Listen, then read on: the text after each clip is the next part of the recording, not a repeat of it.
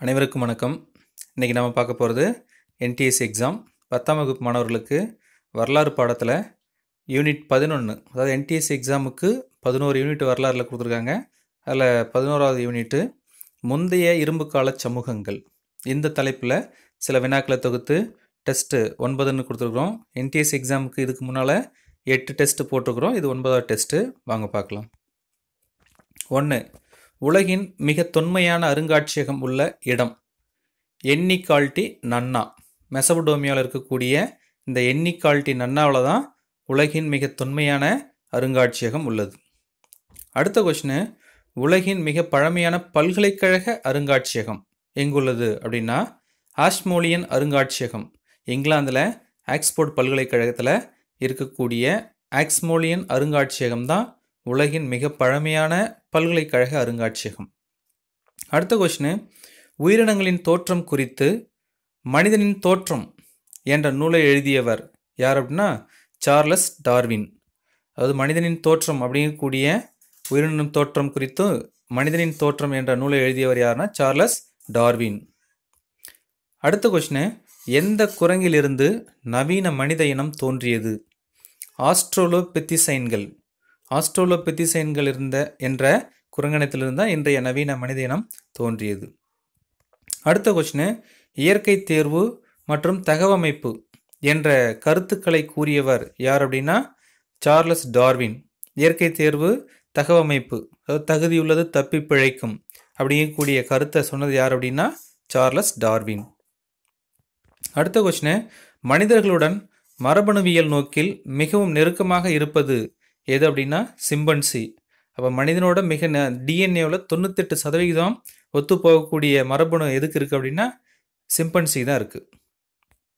அடுத்த கொஸ்டின், மனிதர்களுடன் chimpanzee, gorilla, உராங்குட்டான் ஆகிய உயிரினங்கள் எவ்வாறு அழைக்கப்படுகிறது அப்படின்னா கிரேட் ஏப்ஸ். அப்போ மனிதர், சிம்பன்சி, கொரில்லா, உராங்குட்டான் இது எல்லாத்தையும் சேர்ந்த ஒரு உயிரினத்துக்கு பேர் என்ன சொல்கிறாங்கன்னா கிரேட் ஏப்ஸ் அப்படின்னு சொல்கிறாங்க. அடுத்த கொஸ்டின், மனிதனின் மூதாதையர்கள் என்று அழைக்கப்படுவது எது அப்படின்னா ஹோமினின். மனிதனின் மூதாதையர்கள் என அழைக்கப்படக்கூடியது ஹோமினின். அடுத்த கொஸ்டின், ஆப்பிரிக்காவில் முதலில் கருவிகள் செய்த மனித மூதாதையர் இனம் அப்படின்னா ஹோமோ ஹெபிலிஸ். ஆப்பிரிக்காவில் முதலில் கருவிகளை செய்த மனித இனம் அப்படின்னு பார்த்தீங்கன்னா ஹோமோ ஹெபிலிஸ்.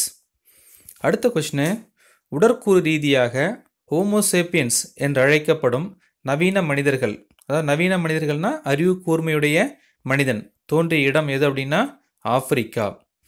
அப்போ உலகில் முதலில் மனித இனம் தோன்றிய இடம் எங்கே அப்படின்னா ஆப்பிரிக்கா. அந்த உடற்கூறு ரீதியாக தோன்றிய ஒரு நவீன மனித இனம் எது அப்படின்னா ஹோமோசேப்பியன்ஸ். இப்போ நாம் எல்லாம் ஹோமோசேப்பியன்ஸ் தான் சொல்லுவோம், அதாவது அறிவு கூர்மையுடைய மனிதன். அடுத்த கொஸ்டின், ஆஸ்ட்ரோலோபித்திசைனின் உடல் எலும்புகள் எவ்வாறு அழைக்கப்படுகிறது அப்படின்னா லூசி. ஆஸ்ட்ரோலோபித்திசைனுடைய உடல் எலும்புக்கு என்ன பேர் வச்சுருக்காங்க அப்படின்னா லூசி என பெயரிடப்பட்ட ஆஸ்ட்ரோலோபித்திசைனின் உடல் எலும்புகள். அடுத்த கொஸ்டின், அச்சூலியன் கைக்கோடாரிகள் முதலில் கண்டுபிடிக்கப்பட்ட இடம் பிரான்ஸ். கைக்கோடாரிகள் முதல்ல கண்டுபிடிக்கப்பட்ட இடம் பிரான்ஸில் அச்சூலியன் அப்படிங்கக்கூடிய இடத்துல தான் கண்டுபிடிச்சாங்க. அதனால் அதுக்கு பேர் அச்சூலியன் கைக்கோடாரிகள். அப்போ அச்சூலியன் கைக்கோடாரிகள் முதலில் கண்டுபிடிக்கப்பட்ட இடம்னா பிரான்ஸ். அடுத்த கொஸ்டின், கூரிய வெட்டுமுனை உள்ள கல்லாலான உளி, அதுக்கு பேர் என்னன்னா பியூரின். கூரிய வெட்டுமுனை உள்ள கல்லாலான உளிக்கு பேர் பியூரின்னு பேர். அடுத்த கொஸ்டின், 10,000 ஆண்டுகளுக்கும் முன்பே பயிரிடத் தொடங்கிய பயிர்கள் என்னென்ன பயிர்கள் அப்படின்னா கோதுமை, பார்லி, பட்டாணி. இதெல்லாம் 10,000 ஆண்டுகளுக்கு முன்னாடியே இது பயிரிடப்பட்டுட்டாங்க. அடுத்த கொஸ்டின், எகிப்து, இஸ்ரேல், பாலஸ்தீனம், ஈராக் ஆகியவை அடங்கிய பகுதிகள் எவ்வாறு அழைக்கப்படுகிறது அப்படின்னா பிறை நிலப்பகுதி, ஃபர்டைல் கிரசன்ட். இந்த எகிப்து, இஸ்ரேல், பாலஸ்தீனம், ஈராக் இந்த எல்லா பகுதியும் அடங்கியது. இது பார்க்கறதுக்கு ஒரு நிலாவினுடைய பிறை வடிவம் மாதிரி தெரியும். அதனால இந்த 4 பகுதியை உள்ளடக்கிய பகுதிக்கு பிறை நிலப்பகுதின்னு பேர். அடுத்த கொஸ்டின், மிகச்சிறிய கற்களில் உருவாக்கப்பட்ட செய்பொருள் என்ன அப்படின்னா மைக்ரோலித். மைக்ரோலித் அப்படின்னா நுண்கருவிகள். மைக்ரோலித் அப்படின்னா நுண்கருவிகள். அப்போ மிகச்சிறிய கற்களால் செய்யப்பட்ட கருவிகளுக்கு பேர் நுண்கருவிகள் பேர். அதை கிரேக்க மொழியில் மைக்ரோலித்திக்னு பேர். அடுத்த கொஸ்டின், புதிய தொழில்நுட்பங்கள் பயன்படுத்தப்பட்டு வழவழப்பாக்கும் மெருகூட்டிய கற்கருவிகள் செய்த காலம் என்ன காலம்னா புதிய கற்காலம். புதிய கற்காலம் நியோலித்திக் ஏஜ்னு சொல்லுவாங்க. இந்த கற்காலத்தை வந்து பார்த்தீங்கன்னா பழைய கற்காலம் பாலியோலித்திக் ஏஜ், கிரேக்க மொழியில் பழைய கற்காலம் ஓல்டு ஸ்டோன் ஏஜுக்கு பாலியோலித்திக்னு பேர், பழைய கல் அப்படின்னு பேர். அடுத்தது இடைக்கற்காலம் மைக்ரோலித்திக் ஏஜ், அப்புறம் புதிய கற்காலம் நியோலித்திக் ஏஜ், அப்புறம் செம்பு காலம் பிரான்ஸ் ஏஜ், அப்புறம் இரும்பு காலம் அயன் ஏஜ். இப்படி தொடர்ச்சியாக வந்துகிட்டு இருக்கும். அடுத்த கொஸ்டின், 1863 சென்னைக்கு அருகில் உள்ள பல்லாவரத்தில் பழங்கற்கால கருவிகளை முதலில் கண்டுபிடித்தவர் யார் அப்படின்னா ராபர்ட் புரூஸ்வுட். அப்போ இந்தியாவில் பழங்கற்கால கருவிகளை முதல்ல கண்டுபிடிச்சவர் ராபர்ட் புரூஸ்வுட். எங்கே கண்டுபிடிச்சார்னா சென்னைக்கு அருகில் உள்ள பல்லாவரத்தில் கண்டுபிடிச்சாரு. எந்த ஆண்டு கண்டுபிடிச்சார்னா 1863 கண்டுபிடிச்சாரு ராபர்ட் புரூஸ்வுட், இங்கிலாந்து நாட்டை சார்ந்தவர். அடுத்த கொஸ்டின், தூத்துக்குடி அருகே சிவப்பு மணல் குன்றுகளால் ஆன பகுதி எவ்வாறு அழைக்கப்படுகிறது அப்படின்னா தேரி குன்றுகள்னு பேர். அப்போ தூத்துக்குடி பக்கத்தில் இருக்கக்கூடிய மணல் குன்றுகளுக்கு பேர் தேரி குன்றுகள். அடுத்த கொஸ்டின், வேளாண்மை மற்றும் விலங்குகளை பழக்கப்படுத்துதல் தொடங்கிய காலம் எது அப்படின்னா புதிய கற்காலம் நியூ ஸ்டோனேஜ்.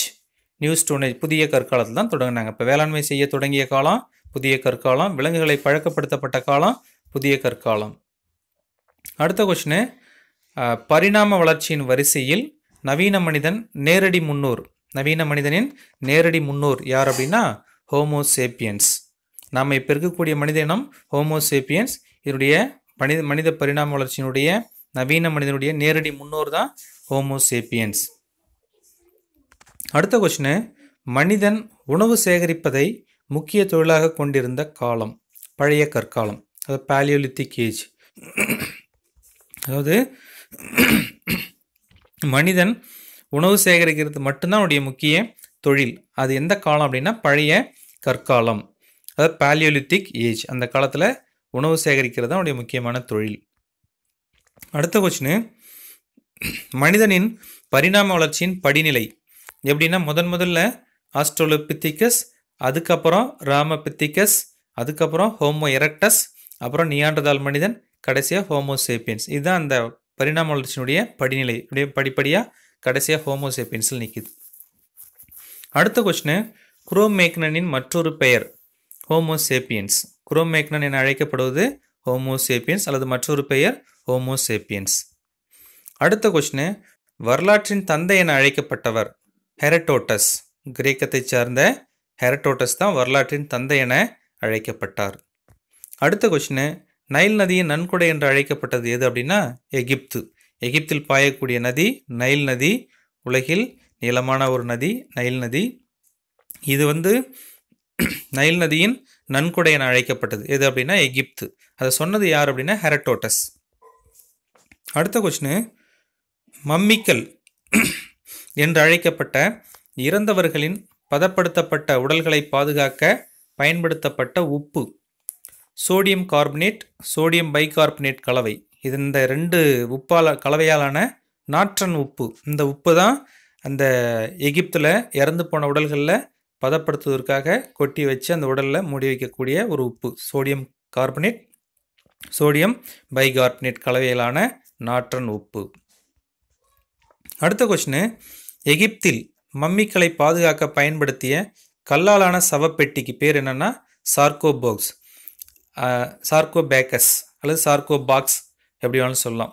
அப்போ பதப்படுத்தப்பட்ட உடம்புக்கு பேர் மம்மிக்கல். அந்த மம்மிக்களை பதப்படுத்தி எந்த ஒரு கற்பெட்டியில் வைப்பாங்கன்னா சார்கோபேக்கஸ் அப்படிங்கக்கூடிய கற்பெட்டியில் வைப்பாங்க. அடுத்த கொஸ்டின், பிரம்மாண்டமான சிலை சிங்க உடலும் மனித முகமும் கொண்ட சுண்ணாம்புக்கல் படிமம், அதுக்கு பேர் என்னன்னா ஸ்பிங்ஸ். அப்போ சிங்கத்தலை, சிங்க உடம்பு, மனித முகம், இது போல இருந்த ஒரு கற்பனை விலங்கு எது அப்படின்னா எகிப்தில் இருந்த ஒரு கற்பனை விலங்கு ஸ்பிங்ஸ்னு பேர். அடுத்த கொஸ்டின், எகிப்தியர்களின் எழுத்து முறை எவ்வாறு அழைக்கப்பட்டது அப்படின்னா ஹைரோகிளிபிக்ஸ், சித்திர எழுத்து. எகிப்தியருடைய எழுத்து முறை ஹைரோகிளிபிக், சித்திர எழுத்து முறை.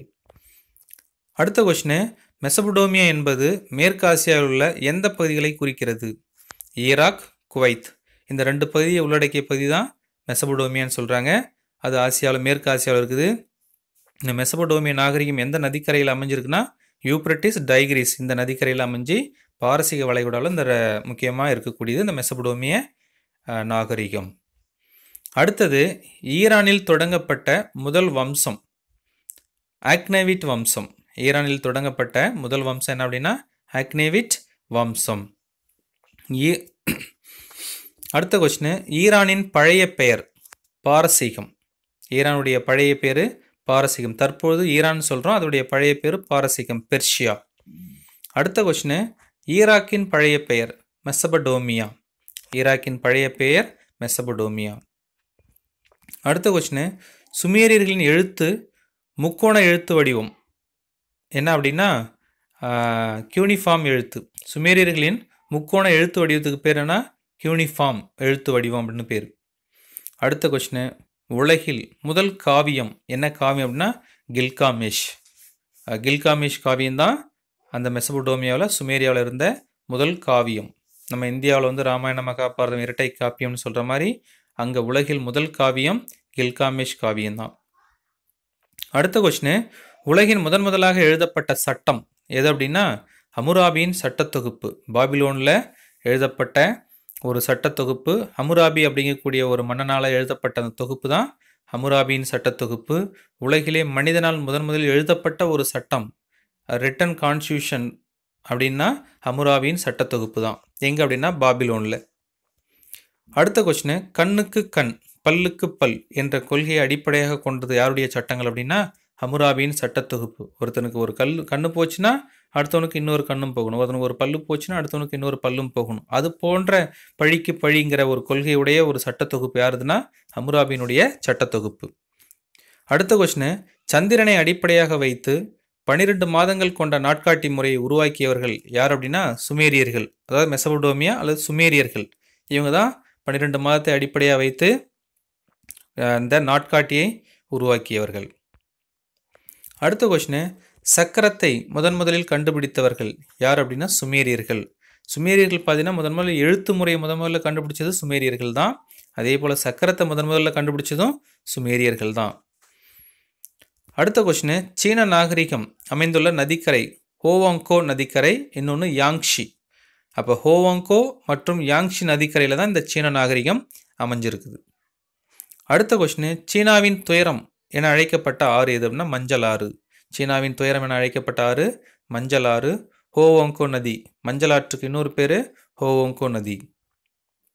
அடுத்த கொஸ்டின், சொர்க்கத்தின் புதல்வர் சீனாவின் முதல் பேரரசர் என்று அழைக்கப்பட்டவர் யார் அப்படின்னா ஷீக்வான் டி. ஷீக்வான் டி. அவருடைய வம்சம் குவின் வம்சம் அல்லது சின் வம்சம். குவின் அல்லது சின் வம்சம் யார்? இந்த ஷீக்வான் டி. அடுத்தது, சீன பெருஞ்சோரை கட்டியவர் ஷீக்வான் டி. உலக அதிசயத்தில் ஒன்றான, பழங்கால உலக அதிசயத்தில் ஒன்றான சீன பெருஞ்சுவரை கட்டியவர் யார் அப்படின்னா ஷீக்வான் டி. அந்த குவின் அல்லது சின் வம்சத்தை சார்ந்தவர். அடுத்த கொஸ்டின், சீனாவின் போர்க்கலை என்ற நூலை எழுதியவர் யார் அப்படின்னா சன்சு. சன்சு அப்படிங்கக்கூடியவர் தான் இந்த போர்க்கலை என்ற ஒரு நூலை எழுதினார். அடுத்த கொஸ்டின், சீனாவின் அதிகாரப்பூர்வமான அரசு நூல் எது அப்படின்னா த ஸ்ப்ரிங் அண்ட் ஆட்டம். அதாவது வசந்த காலம், ஸ்ப்ரிங் வசந்த காலம், ஆட்டம் இலையுதிர் காலம், ஆண்டு குறிப்புகள். இதுதான் சீனாவின் அதிகாரப்பூர்வ அரசு நூல். அடுத்தது, சீனாவின் புகழ்பெற்ற தத்துவ ஞானி யார் அப்படின்னா கன்ஃபூசியஸ், லாவோட்சே, இது மாதிரி நிறைய பேர் இருக்கிறாங்க. அது மிக முக்கியமான ஒரு ஆள் கன்ஃபூசியஸ். அடுத்த கொஸ்டின், சீனாவில் தாவோயிசத்தை தோற்றுவித்தவர் யார் அப்படின்னா லாவோட்சு. சீனாவில் தாவோயிசம் அப்படின்னா லாவோட்சு, சீனாவில் கன்ஃபூசியனிசம் அப்படின்னா கன்ஃபூசியஸ். அடுத்த கொஸ்டின், காகிதம், வெடிமருந்து கண்டுபிடிப்பு, பட்டுப்பாதை திறப்பை உருவாக்கியவர்கள் யாருன்னா சீனர்கள். காகிதத்தை கண்டுபிடிச்சது முதல்ல சீனர்கள் தான். வெடிமருந்தை கண்டுபிடிச்சது சீனர்கள் தான். பட்டுப்பாதை, சில்க் ரோடு, இந்த சில்க் ரோடு இன்னும் இருக்குது. ஐரோப்பாவை, ஆசியா ஐரோப்பா முழுக்க இணைக்கக்கூடிய ஒரு ரோடு சில்க் ரோடு, பட்டுப்பாதை இன்ன வரைக்கும் இருக்குது. பட்டை முதலில் கண்டுபிடித்தவர்களும் சீனர்கள் தான். அதனால் அந்த பட்டை உலகளவில் பரப்புறதுக்காக அவங்க போடப்பட்ட அந்த சாலைகள், அது வியாபாரம் நடந்த பகுதிக்கு பேர் பட்டுப்பாதை. அடுத்த கொஸ்டின், சிந்து வெளியில் இருந்த ஒரே செயற்கை துறைமுகம் எங்கே இருந்துச்சு அப்படின்னா லோத்தலில் இருந்துச்சு. குஜராத்தில் லோத்தலில் இருந்தது தான் சிந்துவெளியில் இருந்த ஒரு செயற்கை துறைமுகம். அடுத்த கொஸ்டின், கணித வடிவியல் அதாவது ஜியோமெதியின் தந்தை என அழைக்கப்பட்டவர் யாருன்னா யூக்ளிட். ஜியோமெதியின் தந்தை என அழைக்கப்பட்டவர் யூக்ளிட். அடுத்த கொஸ்டின், கியூனிஃபார்ம் எழுத்துக்களில் காணப்படும் சிந்து பகுதி குறிப்பு எது அப்படின்னா மெலுக்கா. கியூனிஃபார்ம் எழுத்துக்கள் அதாவது சுமேரியாவில் இருக்கக்கூடிய எழுதப்பட்ட ஆவணங்கள் எந்த எழுத்தால் எழுதப்படுறா கியூனிஃபார்ம் எழுத்துக்களால் எழுதப்பட்டிருக்குது. அந்த எழுத்துக்களில் இந்தியாவை சார்ந்த சிந்து சமவெளியை சார்ந்த சில குறிப்புகள் இருக்குது. எதை பற்றியான குறிப்புகள் இருக்குன்னா மெலுக்கா, அந்த இடத்தை சார்ந்த சிந்து சமவெளியில் இருந்த ஒரு இடம் மெலுக்கா. அந்த மெலுக்காவை பற்றிய குறிப்புகள் யூனிஃபார்ம் எழுத்துக்களில் இருக்குது. அடுத்த கொஸ்டின், சிந்துவெளியில் காணப்பட்ட 2 மடங்கான எடைகளின் விகிதம். சிந்து சமவெளியில் காணப்பட்ட எடை விகிதம் 2 மடங்காக இருக்குது. எப்படின்னா 1 2 மடங்கு 2, 2 இரட்டை 4, அப்புறம் 4 2 8, 8 2 16, 16 2 32. இப்படி தான் எடை விகிதம் சிந்துவெளியில் இருந்துச்சு. அடுத்தது, இயற்கை வரலாறு என்ற நூலை எழுதிய ரோமானியர் யாருன்னா பிலினி. மூத்த பிலினி அல்லது பிலினி. இயற்கை வரலாறு என்ற நூலை எழுதியவர் பிலினி. அடுத்த கொஸ்டின், ரோமானிய பேரரசின் சாலை எவ்வாறு அழைக்கப்பட்டது அப்படின்னா பியூட்டிங்கேரியன் அட்டவணை. ரோமானிய பேரரசின் சாலை எவ்வாறு அழைக்கப்படுதுன்னா பியூட்டிங்கேரியன் அட்டவணை. அடுத்த கொஸ்டின், பழங்காலத்தில் குடியாட்சி முறை நடைபெற்ற நாடு கிரீஸ். குடியரசு ஆட்சி முறை அல்லது குடியாட்சி முறை நடைபெற்ற நாடு எதுன்னா கிரீஸ். அடுத்த கொஸ்டின், மகாவீரர் கௌதம புத்தரின் சமகாலத்தைச் சேர்ந்த சீன தத்துவ ஞானி யாருன்னா கன்ஃபூசியஸ். இந்த இந்தியாவில் மகாவீரர் புத்தர் தோன்றினாங்க. அதே காலத்தில் சீனாவில் தோன்றிய ஒரு தத்துவ ஞானி கன்ஃபூசியஸ். பாரசீக நாடு, பாரசீகனா தெரியும் ஈரான், அங்கே தோன்றிய ஒரு தத்துவ ஞானி ஜொராஸ்ட்ரியர். இவங்க 4 பேரும் சமகாலம். அடுத்த கொஸ்டின், ஜொராஸ்ட்ரிய மதம் தோன்றிய நாடு பாரசீகம். இந்தியாவில் அந்த ஜொராஸ்ட்ரிய மக்கள் பார்சீன மக்கள் வாழறாங்க. இப்போ இந்தியாவில் இருக்கக்கூடிய பார்சீன மக்களுடைய சமயம் என்ன அப்படின்னா ஜொராஸ்ட்ரிய மதம். அது தோன்றிய நாடுன்னா பாரசீகம். அடுத்த கொஸ்டின், நவீன மருத்துவத்தின் தந்தை என அழைக்கப்படுபவர் யாருன்னா ஹிப்போக்ரட்டஸ். நவீன மருத்துவத்தின் தந்தை ஹிப்போக்ரட்டஸ். அடுத்த கொஸ்டின், ரோம் நகரம் அமைந்துள்ள நதிக்கரை தைபர். தைபர் நதிக்கரை. இன்னொன்று போ. தைபர் போ, இந்த 2 நதிக்கரையிலையும் இந்த ரோம் நகரம் அமைஞ்சிருக்கு. இதில் 2ல் முக்கியமாக எந்த நதிக்கரையில்னா தைபர் நதிக்கரையில் அமைஞ்சிருக்கு. அடுத்த கொஸ்டின், இத்தாலிய தீபகற்பத்தை சூழ்ந்துள்ள நீர்ப்பகுதி எதுன்னா மத்திய தரைக்கடல் அதாவது மெடிட்டேரியன் சி. இந்த பகுதியில் தான் இந்த இத்தாலிய பெனின்சுலா தீபகற்பம் அமைஞ்சிருக்குது. அடுத்த கொஸ்டின், யூதர்களின் புனித நகரம் என கருதப்படுவது எதுன்னா ஜெருசலேம். யூதர்களின் புனித நகரம் ஜெருசலேம். அடுத்த கொஸ்டின், கிறித்துவம் தோன்றியதாக கருதப்படும் நாடு எது அப்படின்னா பாலஸ்தீனம். கிறிஸ்டியானிட்டி எந்த நாட்டில் தோன்றியதாக கருதப்படுதுன்னா பாலஸ்தீனம். அடுத்த கொஸ்டின், அஸ்டெக் நாகரிகத்தோடு தொடர்புடைய அமெரிக்க பகுதி எதுனா மெக்சிகோ. மெக்சிகோவில் தான் அஸ்டெக் நாகரிகம் தோன்றியது. அது அமெரிக்காவில் இருக்கு இன்னைக்கு. அப்போ அஸ்டெக் நாகரிகம்னா மெக்சிகோ. அஸ்டெக் நாகரிகத்தில் வாழ்ந்த மக்கள்னா டென்காஸ். இன்காஸ் டென்காஸ்ன்னு சொல்லுவாங்க. அடுத்தது, ஆப்பிரிக்காவின் பர்மிங்ஹாம் என அழைக்கப்பட்ட ஒரு பகுதி எதுனா எகிப்து. ஆப்பிரிக்காவின் பர்மிங்ஹாம் என அழைக்கப்பட்டது எகிப்து. அடுத்த கொஸ்டின், மாவீரன் அலெக்சாண்டரால் முழுமையாக கைப்பற்ற முடியாமல் போன பகுதி அல்லது இயலாமல் போன பகுதி எதுனா இந்தியா. இந்தியாவை தான் மாவீரன் அலெக்சாண்டரால் முழுசாக கைப்பற்ற முடியல. சரிங்களா? சரி, இது வரைக்கும் இந்த 11th யூனிட்டில் இருக்கக்கூடிய இந்த 67 கொஸ்டினை கேட்டிங்க. இது நம்ம கொஞ்சம் செலக்டிவாக எடுத்த கொஸ்டின், ஓரளவுக்கு எக்ஸ்பெக்ட் பண்ணக்கூடிய ஒரு கொஸ்டின். இது உங்களுக்கு மிகவும் பயனுள்ளதாக இருக்குன்னு நினைக்கிறேன். இது பயனுள்ளதாக இருக்குன்னு நீங்கள் நினச்சிங்கன்னா சப்ஸ்கிரைப் பண்ணுங்கள், உங்களுடைய ஃப்ரெண்ட்ஸுக்கு ஷேர் பண்ணுங்கள். நன்றி.